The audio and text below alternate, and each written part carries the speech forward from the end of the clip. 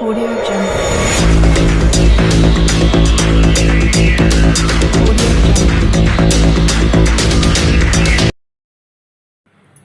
Hello students, today we will discuss further topics. Okay, refractive index. Yesterday we have discussed about what is refraction of light.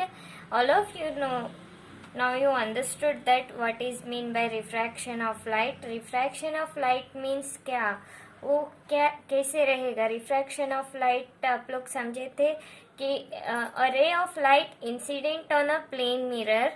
ठीक है, a ray of light incident on a plane mirror after refraction it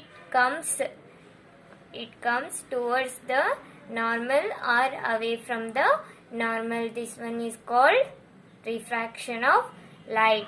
Yes, now today we will, and yesterday we have discussed about laws of refraction also, right? Laws of refraction. Okay, today we will discuss refractive index.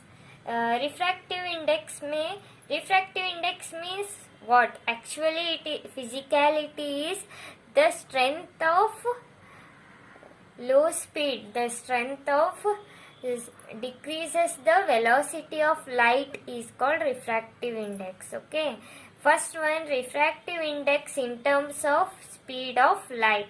Refractive index in terms of speed of light means the refractive index of medium as the ratio of speed of light in vacuum or to the speed of light in that medium is called absolute refractive index. यहाँ पर refractive index में तरह तरह के refractive index है. First कौन सा है रिफ्रैक्टिव इंडेक्स? फर्स्ट कौन सा है refractive index? Absolute refractive index. यहाँ पर क्या होगा, यहाँ पर आप लोग समझे थे रिफ्रैक्टिव इंडेक्स में. ठीक है,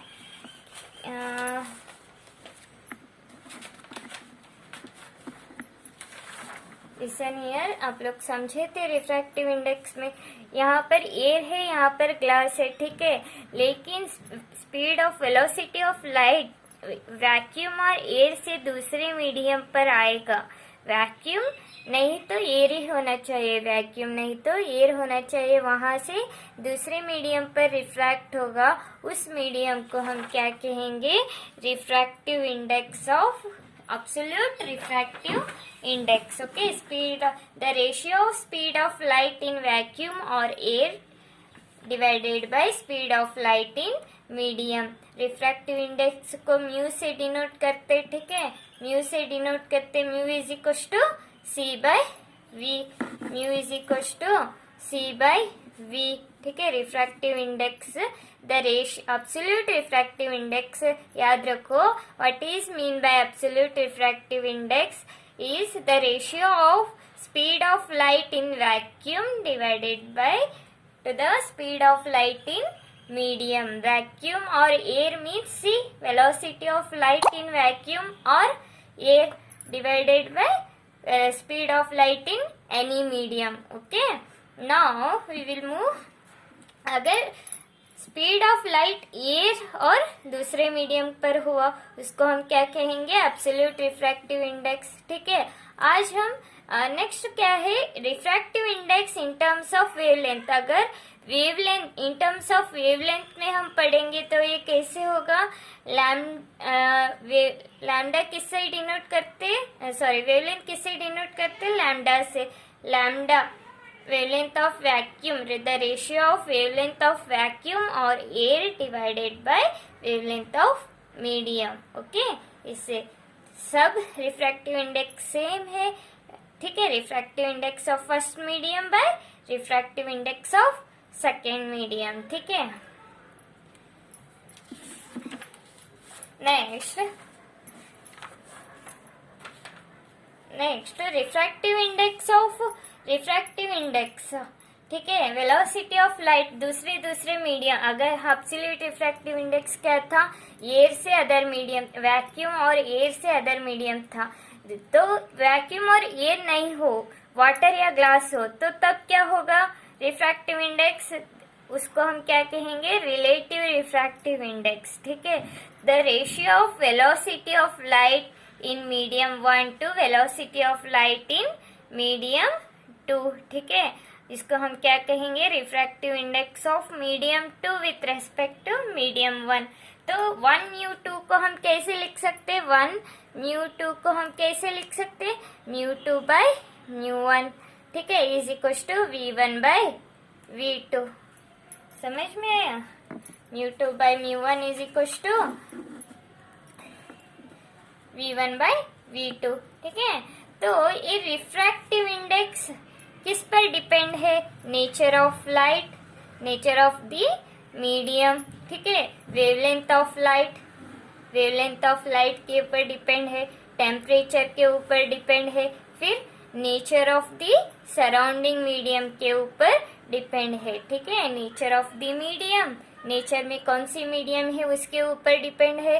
ठीक है, रिफ्रैक्टिव इंडेक्स वेवलेंथ के ऊपर डिपेंड है, टेम्परेचर के ऊपर डिपेंड है, nature of the surrounding medium. ठीक है, हमारे चारों ओर कौन सी मीडियम है, एयर मीडियम, तो उस वहां पर भी रिफ्रैक्टिव इंडेक्स डिपेंड अपॉन है। ठीक है, but it is independent of angle of incidence. कहाँ पर इंडिपेंडेंट होगा, ये एंगल ऑफ इंसिडेंस, कौन से एंगल पर इंसिडेंट होगा हमें नहीं पता, वो तो इंडिपेंडेंट है। ठीक है, समझ में आ रहा। Next, principal of reversibility of light. यहाँ पर क्या होगा, देखिए प्रिंसिपल ऑफ रिवर्सिबिलिटी में, देखिए यहाँ पर प्रिंसिपल ऑफ रिवर्सिबिलिटी में, लिसन हियर, यहाँ पर क्या होगा, ए प्लेन मिरर है। ठीक है, rare medium and denser medium. ठीक है, रेयर मीडियम पर अगर हम लाइट को इंसिडेंट किए तो ये रिफ्रैक्ट होगा, डेंसर मीडियम में मीन्स टुवर्ड्स द नॉर्मल। ठीक है, टुवर्ड्स द नॉर्मल होगा। अगर हम यहाँ पर बीच में प्लेन मिरर रखेंगे तो ये क्या होगा, यहाँ पर ओपैक है, यहाँ पर रिफ्लेक्ट है। ठीक है, तो यहाँ पर क्या होगा, इसको टच करके सेम पाथ में रिफ्लेक्ट होगा, ना कि रिफ्लेक्ट होगा, मीन्स सेम पाथ में जाएगा। ठीक है, ऐसे यहाँ पर आएगा फिर रिफ्रैक्ट होगा। समझ में आ रहा, तो ये क्या है, प्रिंसिपल ऑफ रिवर्सिबिलिटी। समझ में आया, पहले हम इंसिडेंट करे फिर रिफ्रैक्ट हो रहा, यहाँ पर प्लेन मिरर रख रहे तो प्लेन मिरर की वजह से ये रिफ्लेक्ट हो रहा, फिर यहाँ पर इंसिडेंट हो रहा, फिर रिफ्रैक्ट हो रहा, तो इसको हम क्या कहेंगे, जैसे आया था वैसे ही जा रहा, तो इसको हम क्या कहेंगे, प्रिंसिपल ऑफ रिवर्सिबिलिटी। ठीक है, तो यहाँ पर देखिए angle A B angle of incidence कहेंगे। ठीक है, एंगल ऑफ इंसिडेंस। ठीक है, यहाँ पर देखिए let angle of incidence A B N is equal to I. यहाँ पर देखिए C B N dash refracted angle of refraction. ठीक है, C B N dash is equal to R. ठीक है, तो ये क्या हुआ हमारा प्रिंसिपल ऑफ रिवर्सिबिलिटी। तो from Snell's law of refraction हम इसको कैसे लिखेंगे, sine I by sine R is equal to refractive index of medium 2 with respect to medium 1। ठीक है, तो ये कैसे रिवर्सिबिलिटी होगा, ये तो मीडियम फर्स्ट मीडियम, ठीक है, जैसे आया था, फिर बाद में हम प्लेन मिरर रखेंगे तो तब क्या होगा, एंगल ऑफ इंसिडेंस कौन सा बनेगा, C B N dash is equal to R. Angle of refraction कौन सा बनेगा, एंगल ऑफ रिफ्रैक्शन कौन सा बनेगा, C B A B N is equal to I. Again we have to use Snell's law, sine R by sine I. देखिए यहाँ पर पहले क्या हुआ था, यहाँ पर अगर जब आ रहा था तो रेयर से डेंसर मीडियम तक, डेंसर मीडियम में आ रहा था, तो ये sine I by sine R हुआ। तो जाते वक्त ये क्या होगा, डेंसर मीडियम से रेयर मीडियम जा रहा है तो sine R by sine I होगा। समझ में आ रहा, तो यहाँ पर क्या होगा, साइन आर बाय साइन आई, सो 2μ1 होगा। 2 से मीन्स डेंसर मीडियम से रेयर मीडियम जा रहा, ठीक है, मल्टीप्लाई बोथ इक्वेशन, तो तब क्या होगा, equation 2, take this one as equation 2, equation 1 and 2. अगर हम मल्टीप्लाई करेंगे तो क्या होगा, sin i by sin r into sin i by sin r by sin i, ये कैंसल होगा, ठीक है, is equal to 1 mu 2 into 2 mu 1, 1 equal to 1 mu 2 into 2 mu 1, ठीक है। 1 म्यू 2 को हम कैसे लिख सकते हैं, 1 डिवाइडेड बाई 2 म्यू 1, ठीक है।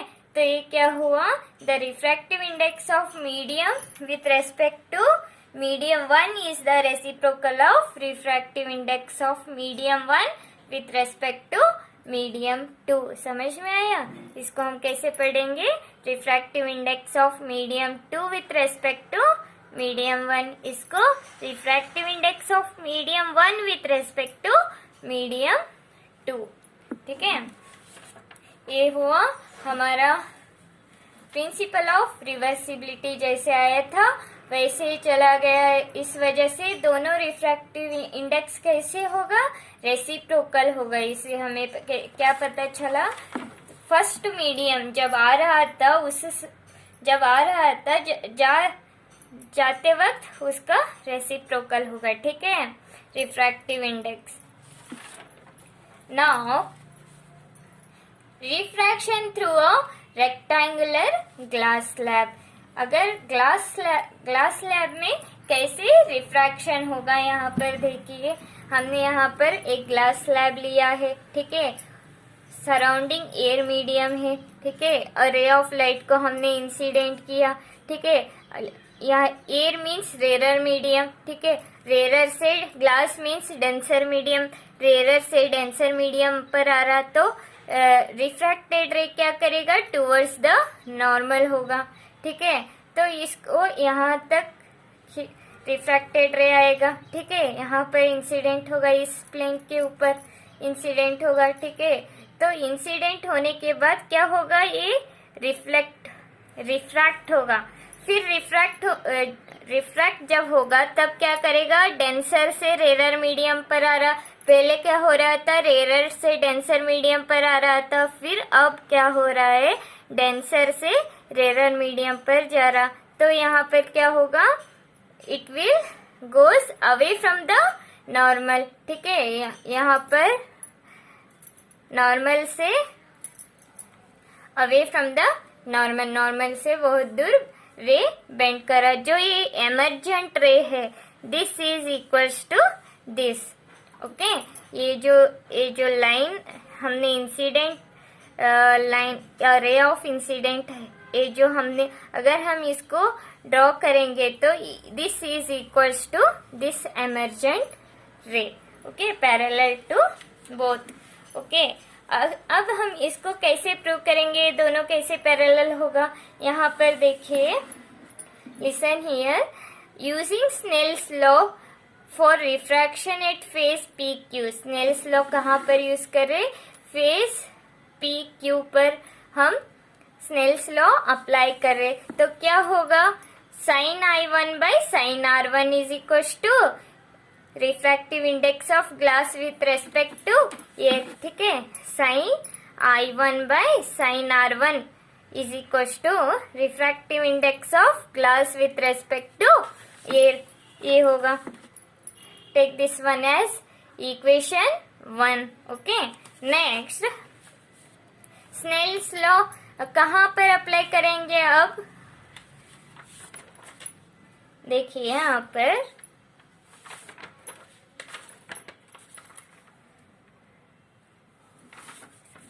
अब हम कहाँ पर अप्लाई करेंगे Snell's law, for at face SR, for at face SR पर अप्लाई करेंगे। यहाँ पर है SR प्लेन मिरर, ठीक है, पहले हमने कहाँ अप्लाई किया था, PQ के यहाँ पर अप्लाई किया था स्नेल्स लॉ, ठीक है। अब हम SR प्लेन मिरर के ऊपर स्नेल्स लॉ अप्लाई करेंगे, तो यहाँ पर इंसिडेंट रे कौन सा है, sine I2 by refracted ray sine R2, ठीक है। तो ये क्या होगा, refractive index of air with respect to glass होगा। समझ में आ रहा, यहाँ पर क्या होगा, for refraction at face SR sine I2 by sine R2 is equal to refractive index of air with respect to glass, ये दोनों हम इसको is equal to 1 divided by A mu G लिख सकते बिकॉज ऑफ रिवर्सिबिलिटी। ठीक है, हमने अभी अभी प्रूव किया था रिवर्सिबिलिटी, तो इसको हम 1 divided by A mu G लिख सकते। ठीक है, तो अब हम मल्टीप्लाई करेंगे दोनों इक्वेशन। मल्टीप्लाई करेंगे तो क्या आएगा, sine I1 by sine R1 into sine I2 by sine R2। ठीक है, ये इक्वल्स टू 1 आएगा। कैसे आएगा देखिए, PQ पैरेलल टू SR, यहाँ पर देखिए PQ पैरेलल टू SR, ये दोनों प्लेन पैरेलल है। ठीक है, ये जो रिफ्रैक्टेड रे है ये क्या हो रहा है, इस ऐसे आ रहा, ये दोनों पैरेलल है। ठीक है, ये दोनों पैरेलल है PQ SR, ये जो रिफ्रैक्टेड रे है ऐसे आ रहा, तो इस तरह से आ रहा, means this angle and this angle equal. Okay, so यहाँ पर वही हम लिख रहे, therefore I2 is equal to R1, hence sin I1 by sin R1 into I2 को R1 इक्वल है, so sin R1 by sin R2 equals to 1। ठीक है, तो ये क्या होगा, sin I1 is equals to sin R2 होगा। ठीक है, तो ये sin I1 equals to sin R2, ये जो एंगल है I1 इक्वल्स टू R2 लिख सकते हैं। ठीक है, ये दोनों एंगल सेम हुआ, अगर I2 equals to R1 same हुआ तो हमें क्या आया result, I1 equals to R2 आया। मीन्स इसका मतलब क्या है, the emergent ray is parallel to the incident ray, the emergent ray is parallel to the incident ray. ठीक है, so all of you remember this one, this is very important. Okay, in problematic you should know these things. Next, refraction through a combination of media। अगर हम पहले क्या पढ़े, reversibility, principal of reversibility पढ़े थे, बाद में हम क्या पढ़े, refraction through a glass slab. Glass slab means दो मीडियम था, मीडियम एयर एंड ग्लास, दो ही मीडियम था। यहाँ पर कॉम्बिनेशन में कैसे होगा रिफ्रैक्शन, कॉम्बिनेशन में रिफ्रैक्शन कैसे होगा और उसका फॉर्मूला क्या बन के निकलेगा वो हम पढ़ेंगे यहाँ पर। ठीक है, refraction through a combination of media. ठीक है, यहाँ पर क्या होगा देखिए, यहाँ पर हमने 3 मीडियम लिया, कौन से मीडियम 1 में एयर मीडियम, मीडियम 2 में वाटर लिया, मीडियम 3 में ग्लास लिया। मीडियम 1 एयर, वाटर, ग्लास, फिर बाद में एयर। ठीक है, तो यहाँ पर क्या आएगा, पहले हम रे को इंसिडेंट कर रहे, रेयर से डेंसर मीडियम आ रहा, तो इट रिफ्रैक्टेड रे it bend towards the normal. ठीक है, रिफ्रैक्टेड रे क्या करेगा, नियरर टू नॉर्मल। ठीक है, नॉर्मल की तरफ बेंड करेगा। ठीक है, तो ये जो रिफ्रैक्टेड रे है वाटर एंड ग्लास के प्लेन के ऊपर इंसिडेंट होगा, वाटर एंड ग्लास के प्लेन के ऊपर इंसिडेंट होगा, फिर बाद में ये फिर रिफ्रैक्ट होगा। देखिए वाटर एंड ग्लास में किसका रिफ्रैक्टिव इंडेक्स ज्यादा है, ग्लास का रिफ्रैक्टिव इंडेक्स ज्यादा है, तो ये इन दोनों को कंसीडर करेंगे तो वाटर रेयर होगा, ग्लास डेंसर होगा। सो इस वजह से ये फिर बेंड टुवर्ड्स द नॉर्मल। ठीक है, rare to denser means it bends towards the normal. फिर ग्लास एंड एयर आएगा। ठीक है, ग्लास एंड एयर को कंपेयर कीजिए तो ये क्या आएगा, it bends after refraction, it bends away from the normal. यहाँ पे देखिए ये एंगल ऑफ इंसिडेंस। ठीक है, ये क्या हुआ, एंगल ऑफ रिफ्रैक्शन R1। ठीक है, ये क्या होगा, R1 ही होगा, because these two are parallel। So parallel रे को ये रिफ्रैक्टेड रे कट हो रहा है तो ये दोनों एंगल सेम होगा। ठीक है, तो इसके बाद आएगा यहाँ पर फिर रिफ्रैक्ट हो रहा है, यहाँ पर फिर ये दोनों रे पैरेलल है तो पैरेलल रे की वजह से ये कट हो रहा, पैरेलल रे को ये कट कर रहा तो ये दो एंगल सेम होगा। अगर ये R2 हुआ तो ये भी R2 ही होगा। फिर यहाँ पर फिर रिफ्रैक्ट हो रहा, तो लास्ट को ये एंगल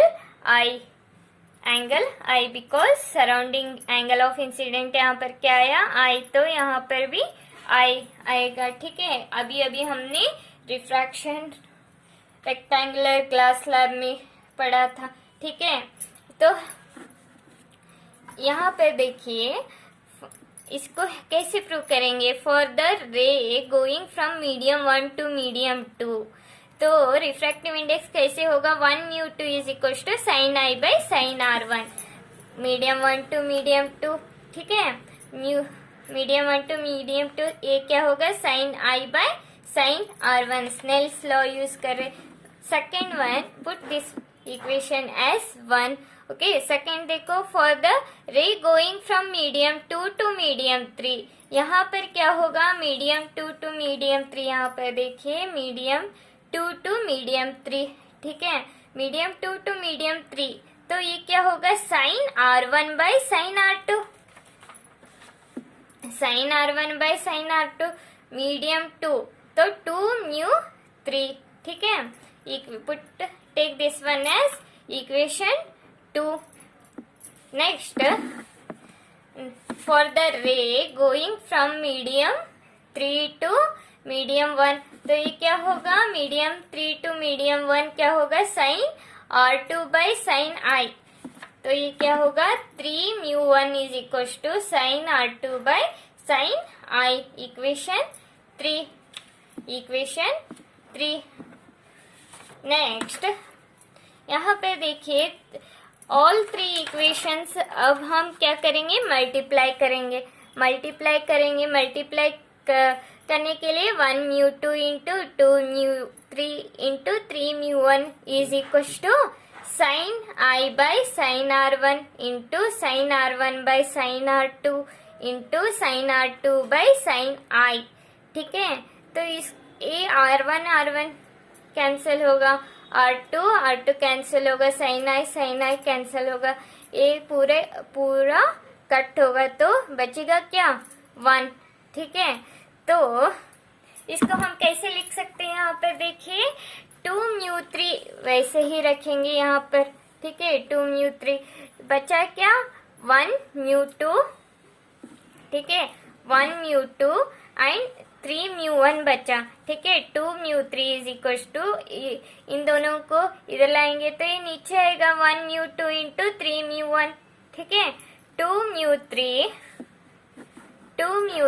इज इक्वल टू 1μ3 लिख सकते हैं, 3μ1 को प्रिंसिपल ऑफ रिवर्सिबिलिटी के फॉर्मूला के हिसाब से 3μ1 को हम 1 डिवाइडेड बाय 1μ3 लिख सकते, तो 3μ1 को 1μ3 लिख सकते। यहाँ पर 3μ1 कैसा है, नीचे है, 3μ1 1 डिवाइडेड बाय 3μ1 है, तो इसको हम 1μ3 लिख सकते। ठीक है, 1μ3 डिवाइडेड बाय 1μ2। तो यहाँ पर देखिए मीडियम 2 हमने कौन सा लिया था, वाटर, तो यहाँ पर वाटर लिखना है, वाटर म्यू। मीडियम 3 कौन सा लिया था, ग्लास। ठीक है, इज इक्वल टू मीडियम 1 कौन सा लिया था, एयर। मीडियम 3 कौन सा लिया था, ग्लास। ठीक है, वैसे ही हम यहाँ पर सब्स्टिट्यूट करना है। मीडियम 1 कौन सा लिया था, एयर। Medium 2 water. ठीक है, हमारा फाइनल ये होगा। समझ में आया, कॉम्बिनेशन ऑफ रिफ्रैक्टिव इंडेक्स कैसे होगा, हम कैसे उसको कैलकुलेट कर सकते हैं। ठीक है, याद रखो, ये प्रॉब्लमेटिक में आपको यूज होगा। ठीक है, next lateral shift. Lateral shift कैसे होगा, यहाँ पर देखिए, lateral shift, refraction through a glass slab. ये जो रे डायग्राम है इसको अच्छे से देख लो। यहाँ पर हमने एक ग्लास स्लैब लिया है, इंसिडेंट रे है। ठीक है, इंसिडेंट रे को इंसिडेंट कर रहे, फिर रिफ्रैक्ट हो रहा, फिर एक और बार रिफ्रैक्ट हो रहा है, जैसे हमने refraction through a glass slab में पढ़ा था वैसे ही है। ठीक है, तो यहाँ पर ये जो रे, इंसिडेंट रे एंड एमरजेंट रे, ये दोनों पैरेलल है बोलकर हमने प्रूफ किया था यहाँ कहाँ पर, refraction through a glass slab में। तो इन दोनों के बीच में अगर हमने परपेंडिकुलर लाइन डाल दिए, ठीक है, तो यहाँ पर इसको हम क्या कहेंगे, लैटरल शिफ्ट। लिसन हियर, जब हम ग्लास स्लैब नहीं रखेंगे, ठीक है, ग्लास स्लैब को निकाल दो, ठीक है, तो इंसिडेंट रे कैसे जाएगा, स्ट्रेट जाएगा, रे ऑफ लाइट, ठीक है। तो अगर हम ग्लास स्लैब रखेंगे तो यहाँ पर रिफ्रैक्ट होके जो भी ऑब्जेक्ट है हमारा, वो यहाँ पर जो भी ऑब्जेक्ट है यहाँ पर दिखेगा, यहाँ की बजाय यहाँ पर जो भी ऑब्जेक्ट है यहाँ से जो आ रहा है लाइट, यहाँ पर दिखेगा। कहाँ पर दिखना चाहिए था, यहाँ पर। इस शिफ्ट को हम क्या कहेंगे, लैटरल शिफ्ट। समझ में आ रहा है, इसी शिफ्ट को हम क्या कहेंगे, लैटरल शिफ्ट। यहाँ पर देखिए लैटरल शिफ्ट मीन्स डेफिनेशन क्या है, the perpendicular distance between incident ray and emergent ray is called lateral shift, ठीक है। तो इसका एक्सप्रेशन कैसे होगा, इसका डिटेल्ड एक्सप्रेशन नहीं है, ठीक है, इतना सा याद रखो, ठीक है। यहाँ पर ट्रायंगल BCE कंसीडर करेंगे, यहाँ पर ट्रायंगल BCE ट्रायंगल कंसीडर करेंगे। यहाँ पर BCE को, ये जो एंगल ऑफ इंसिडेंट आर है, एंगल ऑफ रिफ्रैक्शन आर है, तो ये पूरा, ये यहाँ पर जो इंसिडेंट हो रहा है ये पूरा आई होगा, ठीक है। तो ये पूरा आई मीन्स इतना क्या होगा, एंगल I माइनस आर होगा, ठीक है। तो इसको साइन आई माइनस आर, ठीक है, sine I minus R is equal to sine theta is equal to opposite side by hypotenuse. Means sine I minus R को हम CE बाय BC लिख सकते, ठीक है, CE बाय BC। CE क्या है यहाँ पर, लैटरल शिफ्ट X है, यहाँ पर वही लिखे हम, sine I minus R is equal to X क्या है, CE बाय BC। तो इसको हम कैसे लिख सकते, X इक्वल टू BC, यहाँ पर लेकर आएंगे BC of sine of I minus R. Take this one as equation 1, ठीक है, take this one as equation 1। बाद में हम यहाँ पर इस एंगल को कॉस, अगर हम कॉस इसको कंसीडर करेंगे तो cos theta means adjacent side by hypotenuse. Adjacent क्या है, BF is parallel to PS, ठीक है। तो ये PS ये क्या है, थिकनेस T, ठीक है, थिकनेस T है, BF divided by BC, BF divided by BC। तो BF क्या है, ये BF है, ठीक है, BF divided by BC। BF क्या है, T, thickness T, cos R is equal to T divided by BC। तो BC is equal to T by cos R। हमने इक्वेशन 1 में क्या लिखा था, X is equal to BC sine of I minus R। तो BC क्या है value, T divided by cos R into sine I minus R। This is the lateral shift or lateral displacement. If you have any doubt regarding this, you can ask me in group, okay? Okay, bye students. No, one more is left. Wait, one more is left. Lateral shift. Lateral shift कहाँ पर depend होगा, उसका thickness जहाँ पर होगा, thickness की वजह से लैटरल शिफ्ट डिपेंड होगा, ठीक है। अगर हम एंगल ऑफ इंसिडेंट इंक्रीज करेंगे तो लैटरल शिफ्ट भी इंक्रीज होगा। थिकनेस भी इंक्रीज हुआ तो, ग्लास स्लैब का थिकनेस इंक्रीज हुआ तो वहाँ पर भी लैटरल शिफ्ट इंक्रीज होगा। और refractive index of glass slab, अगर रिफ्रैक्टिव इंडेक्स ज्यादा हुआ तो भी लैटरल शिफ्ट ज्यादा होगा। समझ में आ रहा है? If you now it is completed today's topic, okay? If you have any doubt regarding this, you can ask me in group, okay? Bye students.